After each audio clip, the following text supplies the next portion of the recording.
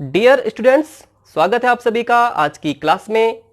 Chapter 4 determinant चल रहा है। हमने एक्सरसाइज 4.3 जो कि बेस्ड है area of triangle using determinant तक हमने कंप्लीट कर लिया है। आप उम्मीद है कि आपको अच्छे से समझ में आया होगा। आज से हम शुरू करने जा रहे हैं most important topic minor, Hindi में इसे उपसारणिक कहते हैं, एंड कोफैक्टर, सहखंड। तो इसे ध्यान से समझिएगा। क्लास शुरू करने से पहले मैं एक रिक्वेस्ट करना चाहूँगा कि आप इस वीडियो को ज़्यादा से ज़्यादा क्लास 12 के स्टूडेंट्स तक शेयर कीजिएगा ताकि उन्हें भी इसका लाभ मिल सके। तो चलिए शुरू करते हैं आज की क्लास। सबसे पहले समझ लेते हैं माइनर मीन्स उपसारणिक कि ये क्या होता है। वैसे ये जो दो वर्ड है माइनर या उपसारणिक, इसी से इसका आइडिया मिल जाता है कि ये क्या होता होगा। माइनर मीन्स होता है छोटा, और उपसारणिक, सारणिक का उपसारणिक मीन्स सारणिक का छोटा भाग, उसका छोटा पार्ट मीन्स डिटर्मिनेंट का छोटा हिस्सा। तो ये छोटा हिस्सा, ये छोटा पार्ट कैसे मिलता है?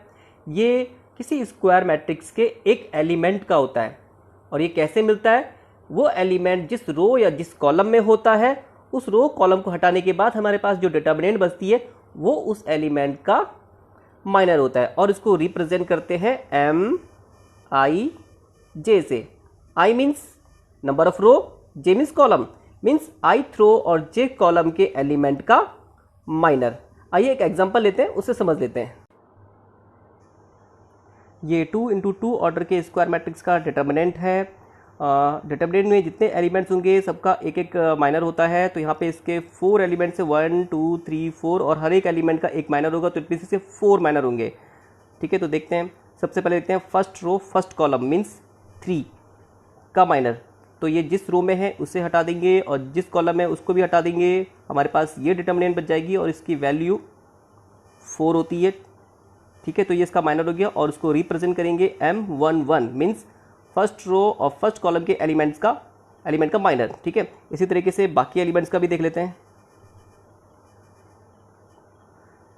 ये M12 means first row second column के एलिमेंट का माइनर, और फर्स्ट रो सेकंड कॉलम में एलिमेंट है 2। ठीक है, तो ये जिस रो में है उसे हटा देंगे और जिस कॉलम में है उसे हटा देंगे। हमारे पास यहाँ पे 1 बचेगा, तो इसका माइनर होगा 1। ठीक है, इसी तरीके से M21 मीन्स सेकंड रो और फर्स्ट कॉलम के एलिमेंट का minor. Second row first column में यहाँ पे 1 है, 1 का माइनर होगा। ये जिस रो में है उसे हटा देंगे और जिस कॉलम में है उसको हटा देंगे। हमारे पास यहाँ पे 2 बचेगा। ठीक है, तो इसकी वैल्यू 2 होती है। ठीक है, तो इसका माइनर 2 हो गया। M22 means second row second column के एलिमेंट का माइनर, ये 4 है। तो ये जिस रो में है और जिस कॉलम में उसे हटा देंगे। हमारे पास यहाँ पे बचेगा डिटर्मिनेंट ऑफ 3 और इसकी वैल्यू 3 होती है। ठीक है, ये इसका माइनर हो गया। तो ये तो था 2 × 2 ऑर्डर के डिटर्मिनेंट के एलिमेंट्स का माइनर। ठीक है, अब देखते हैं 3 × 3 ऑर्डर के डिटर्मिनेंट के एलिमेंट्स का माइनर। ये 3 × 3 ऑर्डर के स्क्वायर मैट्रिक्स का डिटर्मिनेंट है, इसके एलिमेंट्स के माइनर। तो सबसे पहले देखते हैं 9। ये फर्स्ट रो फर्स्ट कॉलम में है, तो ये जिस रो में है और जिस कॉलम में उसे हटा देंगे हमारे पास ये डिटर्मिनेंट बच जाएगी। ठीक है, और इसकी वैल्यू आप निकाल लेंगे, ये आएगा 2, ये इसका माइनर हो गया। इसी तरीके से M12 मीन्स फर्स्ट रो और second column. First row second column में कौन सा एलिमेंट है? 2। तो ये जिस रो में है और जिस कॉलम में है उसे हटा देंगे। हमारे पास ये डिटर्मिनेंट बचेगी। ठीक है, इसकी वैल्यू निकाल देंगे आप, ये आएगा -34, ये इसका माइनर हो गया। ठीक है, इसी तरीके से M13 मीन्स फर्स्ट रो और थर्ड कॉलम का एलिमेंट, ये यहाँ पे 1 है। ठीक है, तो ये जिस रो में है और जिस कॉलम में है उसे हटा देंगे। हमारे पास ये डिटर्मिनेंट बचेगी, इसकी वैल्यू निकाल देंगे और ये आएगी 4, ये इसका माइनर हो गया। इसी तरीके से बाकी एलिमेंट्स का भी निकाल सकते हैं। जैसे सपोज अगर हमें इसका निकालना हो तो ये एलिमेंट थर्ड रो में है और थर्ड कॉलम में, तो इसको इस तरीके से लिखेंगे M33। ठीक है, और इक्वल टू ये जिस रो में है और जिस कॉलम में उसे हटा देंगे तो हमारे पास जो डिटर्मिनेंट बचेगी वो इसका माइनर होगा। ठीक है, इस तरह से हमने देखा कि 2 ऑर्डर के डिटर्मिनेंट के एलिमेंट्स के जो माइनर होते हैं वो 1 ऑर्डर का डिटर्मिनेंट होता है, ये सभी 1 ऑर्डर के हैं। और 3 ऑर्डर के डिटर्मिनेंट के एलिमेंट्स के जो माइनर्स होते हैं वो 2 ऑर्डर के होते हैं। ठीक है, तो मीन्स अगर n ऑर्डर का डिटर्मिनेंट है तो उसके एलिमेंट्स के जो माइनर्स होंगे वो n-1 ऑर्डर का होता है। अब देखते हैं next topic cofactor. Next topic है कोफैक्टर, सहखंड। अभी हमने माइनर पढ़ा और कोफैक्टर माइनर से ही रिलेटेड है। किसी एलिमेंट ए आई जे का जो कोफैक्टर होगा वो उसका माइनर ही होगा अलॉन्ग विथ साइन, और ये साइन पहले आएगा, ठीक है, मीन्स चिन्ह सहित उपसारणिक। तो ये जो चिन्ह है, ये साइन है, ये तो पॉजिटिव होगा या फिर नेगेटिव होगा। तो अगर आई प्लस जे इवन नंबर है, सम संख्या है, और आई प्लस जे का मतलब है नंबर ऑफ रो, मीन्स जिस रो में है और जिस कॉलम है उसका सम। अगर इवन नंबर है, सम संख्या है, तो पॉजिटिव साइन आएगा, और अगर आई प्लस जे ऑड है, विषम संख्या है, तो नेगेटिव साइन आएगा। इसे रिप्रेजेंट करते हैं ए आई जे से।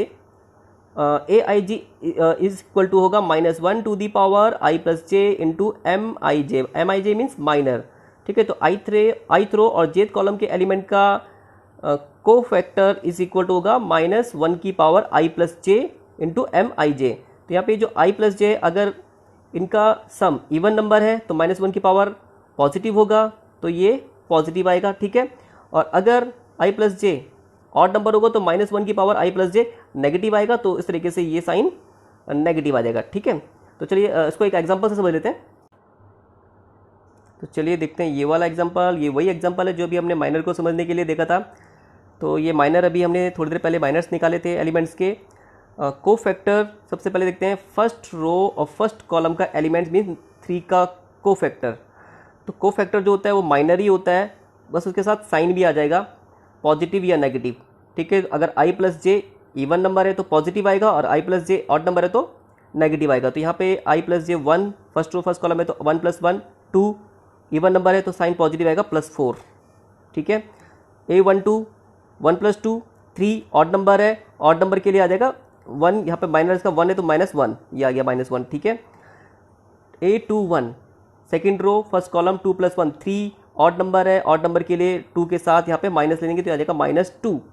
A22 2 + 2 4, इवन नंबर है, इवन नंबर के लिए पॉजिटिव, तो 3 के साथ पॉजिटिव साइन यहाँ पे ले लेंगे +3, ठीक है। तो इस तरीके से हम 2 ऑर्डर के डिटरमिनेंट के एलिमेंट्स का कोफैक्टर निकाल सकते हैं। अच्छा, यहाँ पे एक बात को ध्यान दीजिए, यहाँ पे जो माइनर और कोफैक्टर को समझाने के लिए जो एग्जांपल्स दिए जा रहे हैं, इसी तरह के एग्जांपल एक्सरसाइज में भी होंगे। पहले 2 क्वेश्चन इसी तरह के हैं, हमें डिटरमिनेंट गिवन होगी और हमें उसके एलिमेंट्स के माइनर और कोफैक्टर्स निकालने होंगे, वो इसी तरीके से निकालने होंगे। तो यहाँ पे इसे ध्यान से समझिए। तो अगर यहाँ पे आप अच्छे से समझ लेंगे तो वहाँ पे एक्सरसाइज में आप अपने आप से इसे कर लेंगे, मुझे समझाने की खास जरूरत नहीं पड़ेगी। तो चलिए देखते हैं आप 3 ऑर्डर के डिटरमिनेंट के एलिमेंट्स के कोफैक्टर्स कैसे निकालेंगे। ये वाला एग्जांपल देख लेते हैं। ये 3 × 3 ऑर्डर के स्क्वायर मैट्रिक्स का डिटरमिनेंट है। ये वाला एग्जांपल हमने माइनर को समझने के लिए लिया था। माइनर्स हम पहले इसका इस तरीके से निकाल चुके हैं, हालांकि हमने पहले 3 एलिमेंट पहली रो के एलिमेंट्स के माइनस निकाले थे, बाकी भी आप इस तरीके से निकाल सकते हैं, ठीक है। कोफैक्टर्स देख लेते हैं। तो सबसे पहले ये है A11 मीन्स फर्स्ट रो और फर्स्ट कॉलम के एलिमेंट का कोफैक्टर, ये 9 है। तो 9 का कोफैक्टर ये जिस रो में है उसे हटा देंगे और जिस कॉलम में है उसे हटा देंगे, हमारे पास ये डिटरमिनेंट बच जाएगी, ठीक है। साथ में हमें साइन भी देखना है, 1 + 1 2, इवन नंबर है तो प्लस साइन आएगा, इसकी वैल्यू 2 आएगी +2, ठीक है। 1-2 ये एग्जांपल देखते हैं, मैं रैंडमली 1-2 बता देता हूँ, बाकी सारे आप इसी तरीके से कर लेंगे, ठीक है। रैंडमली ये देख लेते हैं। A21 सेकेंड रो और फर्स्ट कॉलम का element, second row first column में 5 है, तो ये जिस रो में है उसे हटा देंगे और जिस कॉलम में है उसे हटा देंगे, हमारे पास ये डिटरमिनेंट बचेगी, ठीक है। और इसकी वैल्यू आएगी ये -4, ठीक है। तो यहाँ पे देखिए second row first column 2 + 1 3, odd number है और ऑड नंबर के लिए माइनस साइन आता है, ये माइनस साइन आएगा और वैल्यू माइनर इसका -4 था, माइनस +4, ठीक है। एक और एग्जांपल देख लेते हैं। A32 देख लेते हैं, थर्ड रो सेकंड कॉलम का एलिमेंट। तो थर्ड रो सेकंड कॉलम में ये एलिमेंट है 0, तो ये जिस रो में है उसे हटा देंगे, जिस कॉलम में है उसे हटा देंगे, हमारे पास ये डिटरमिनेंट बच जाएगी, ठीक है। और इसकी जो वैल्यू आएगी वो इसका माइनर है, ये वैल्यू आई है 49, ठीक है। अब यहाँ पे देखिए 3 + 2 5, ऑड नंबर के लिए क्या आएगा माइनस, ठीक है। और माइनर क्या है इसका 49, तो यहाँ पे इसका कोफैक्टर हो जाएगा -49। इसी तरीके से आप बाकी एलिमेंट्स के भी कोफैक्टर निकाल सकते हैं। अब माइनर्स और कोफैक्टर से रिलेटेड एक इम्पॉर्टेंट बात है, इसे डिस्कस कर लेते हैं। यहाँ पे ये 3 ऑर्डर का डिटरमिनेंट है और 3 ऑर्डर के डिटरमिनेंट की वैल्यू कैसे निकालते हैं ये हमने पहले सीखा हुआ है।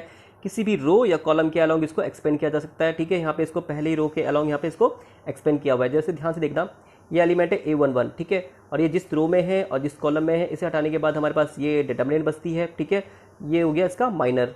ठीक है, इसी तरीके से दूसरा वाला एलिमेंट देख लेते हैं A12, तो ये जिस रो में है और जिस कॉलम में है उसे हटाने के बाद हमारे पास ये डिटर्मिनेंट बचेगी, तो इसके साथ इसकी मल्टीप्लाई हो जाएगी। साथ में देखो यहाँ पे ये नेगेटिव साइन भी आया है, और अभी आपको बताया था 1 + 2 3 ऑड नंबर है, और साथ ऑड नंबर के लिए यहाँ पे नेगेटिव साइन आ गया माइनर के साथ, तो ये इसका क्या हो गया, को फैक्टर। ठीक है, तो माइनर अलॉन्ग विद साइन वो क्या होता है, को फैक्टर होता है। ठीक है, इसी तरीके से ये पॉजिटिव है A13 और इंटू ये इसका को फैक्टर हो जाएगा। ठीक है, तो इस तरीके से हम किसी डिटर्मिनेंट को इस तरीके से लिख सकते हैं, small a11 into capital A11, capital A11 small a11 जो एलिमेंट है इसका को फैक्टर है, plus small A12 into capital A12 plus small A13 plus into capital A13।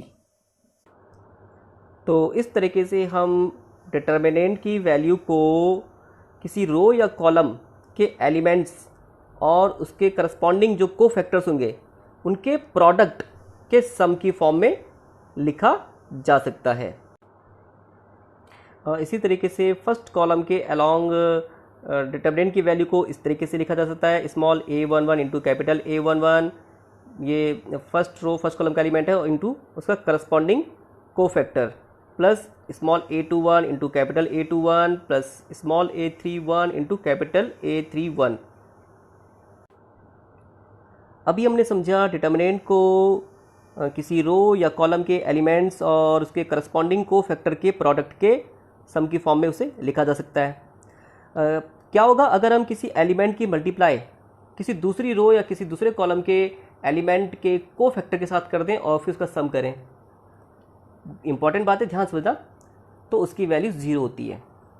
ठीक है, जैसे ये एग्जांपल है, यहाँ पे A11 स्मॉल A11 की मल्टीप्लाई कैपिटल A21 से हो रही है। कैपिटल A21 का मतलब है दूसरी रो और फर्स्ट कॉलम के एलिमेंट का को फैक्टर की मल्टीप्लाई पहली रो पहली कॉलम के एलिमेंट के साथ हो रही है, plus small A12 into capital A22 plus small A13 into capital A23। तो इसमें जो एलिमेंट्स की मल्टीप्लाई हो रही है वो किसी दूसरी रो के एलिमेंट्स के को फैक्टर के साथ हो रही है, फिर उनको ऐड किया गया है तो उसकी वैल्यू 0 होगी। ठीक है, तो इम्पॉर्टेंट बात है ये, इसे नोट कर लेना। ठीक है,